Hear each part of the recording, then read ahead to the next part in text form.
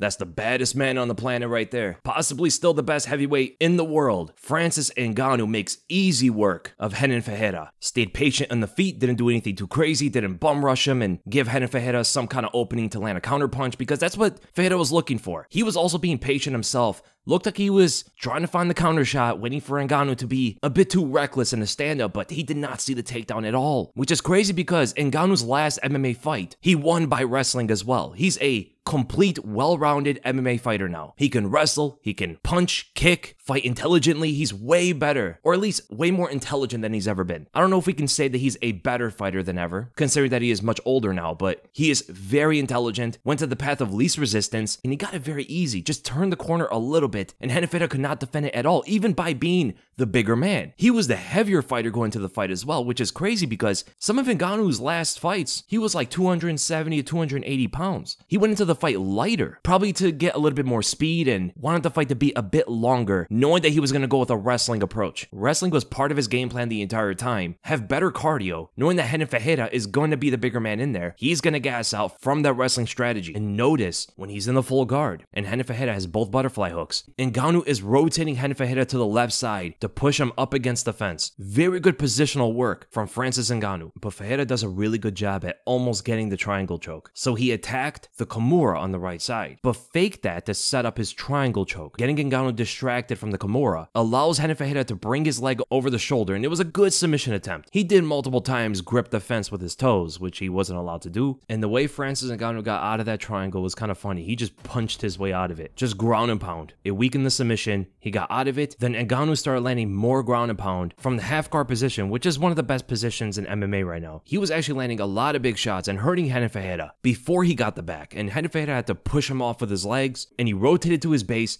giving up his back, and Ngannou held him in the position, wrist rode for ground and pound shots. Ngannou was very heavy on top and didn't go crazy with the ground and pound either. So he didn't get reckless in the stand-up, and he didn't get reckless with ground and pound at all, even when he got the finish. I mean, look how terrifying this position is from Francis Ngannou. It's a little bit different than what Khabib used to do to his opponents. So he has that right Dagestani handcuff in a way. He's wrist riding him, right? Controlling the right wrist of Renan Ferreira, holding him to the mat on that side. And on the left side, he has his knee. His knee is on top of Renan Ferreira's, holding him to the ground and just wailing left hands on him. And in the heavyweight division, there's no way that he's going to be able to absorb all of those punches. Eventually, if he doesn't get out of that position, he's going to get knocked out, especially when he's fighting someone like Francis Ngannou. And Ngannou was throwing so hard, he was literally jumping into his punches, where his knee is lifted off of Renan Ferreira's, giving up a split second of a position there for more power. And more power from Ngannou is like pandemonium. I mean, look, he's flying at Renan Ferreira. That punch lands in the back of the head, which is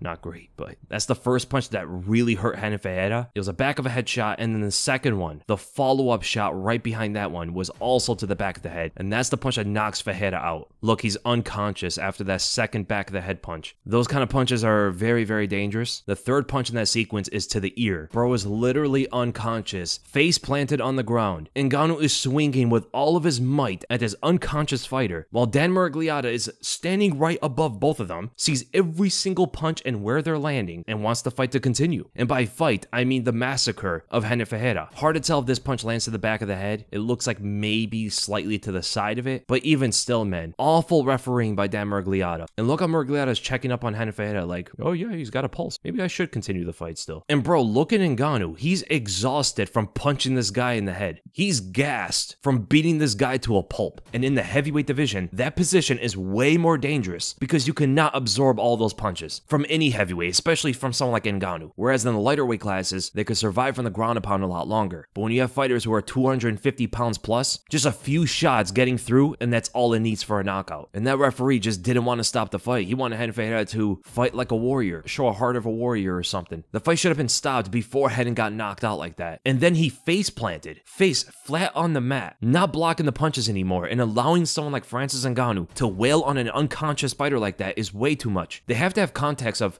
who these fighters are. In the heavyweight division, do not allow the ground and pound of an unconscious opponent to last that long, or even just TKOs. TKOs should be stopped way quicker than in the lower weight classes. There was a point in the fight where they both let off the nukes on each other. I mean, it got so close to one of them getting flatlined, where Francis Ngannou, before he was throwing leg kicks, right? He landed a good calf kick, and the power in his strikes were absolutely ridiculous, knocking off the balance of Renan Ferreira so much. It looks like every single time the guy's like surfboarding or doing some kind of dance. I mean, look at this kick here. He kicks out Renan Ferreira's lead leg, and his leg goes all the way out to the side like that. Absolutely insane. And Renan Ferreira as well, you know, he threw a good leg kick on Ngannou. A lot of power from both fighters, but in this exchange, Ngannou throws his third leg kick, and Renan Ferreira this time adjusts to it. He goes to defend it, lifts his lead leg up above the kick, and then tries to counter with his hands afterward. While Ngannou pushes away at his face, tries to get away, and Renan Ferreira swinging down the nuke, that right overhand, to KO Francis Ngannou and call himself the best heavyweight on the planet. That's what he would have done. Well, the overhand misses. Now he's wide open, and Ngannou's swinging a left overhand, targeting the temple for a one-punch knockout, and he misses as well. Look at the overextension of both fighters. They were trying to take each other's heads off with everything they had in that exchange. They're like shoulder to shoulder with each other in opposite stances than when they threw the punch. They're both like looking at each other thinking, ooh, that was a close one. You almost got me. Hey, you almost got me too. Let's continue to fight. And Renan Ferreira throws another leg kick, this time to the calf. Last time it was behind the knee kind of. This time he hits the calf, which knocks Francis Ngannou's balance off as he was trying to move forward. He's on balance, why not throw a punch then? You know, he's already kind of defenseless because his leg got kicked. Throws a jab and then an overhand, which backs up Renan Ferreira. And those two punches actually kind of saved him from Renan Ferreira following up on the leg kick with maybe a left hook or a different kind of combination that you would practice on hitting mitts or hitting a bag with, right? Any of those kind of combinations he could have landed on Ngannou if Ngannou didn't throw any punch. This goes to show you that sometimes an offense is a really good defense. And Renan Ferreira also got conditioned into thinking that Ngannou is going to throw more punches because the entire fight so far, a minute into the fight, everything has been stand-up, right? Everything's been striking with big, powerful punches and kicks already gotten thrown. This gets their alert up a bit because any single one of these punches can end the fight, right? But Ngannou is the one that switches up the game plan. Ngannou throws a jab which grazes, so just like in the last combination, Francis Ngannou threw a jab first, then the right overhand. Renan Ferreira's thinking about the same combination from Francis. Jab, right overhand. And Ferreira tries to counter him with a right overhand. Look how Ferreira closes his eyes, faces his head to the side. So he doesn't know for sure that Francis Ngannou is going to throw a punch, but you could tell that he thought that Ngannou was going to throw the same combination. He was trying to duck his head under Ngannou's overhand because look at Ngannou's position before when he threw the overhand. His head was still kind of tall. Ferreira could have